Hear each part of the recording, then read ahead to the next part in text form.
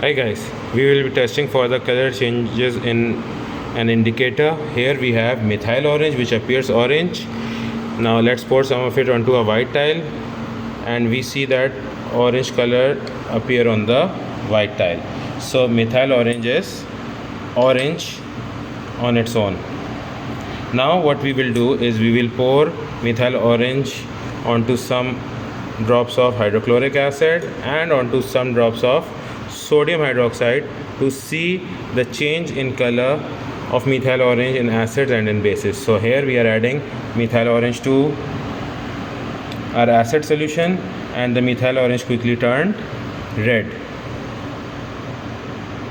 So methyl orange has a red colored appearance in acids. Now we add methyl orange to our base, and as soon as a drop enters the base we see that it turns yellow. So methyl orange has a yellow appearance in bases. So methyl orange has an orange appearance on its own, it turns red in acids and it turns yellow in bases.